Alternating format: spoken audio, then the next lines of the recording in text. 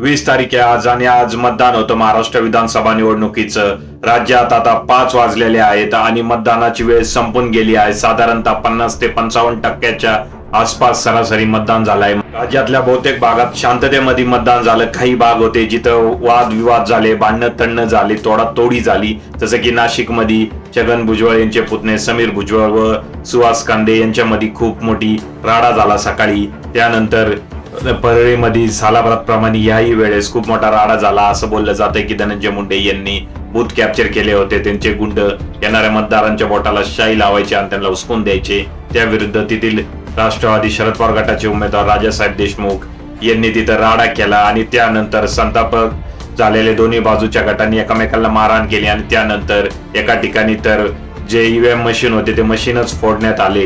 इंदापूरमध्ये ही दत्ता भरणे व हर्षवर्धन पाटील यांच्या गटामध्ये काही छोट्या मोठ्या हाणामारी पाहायला भेटल्या।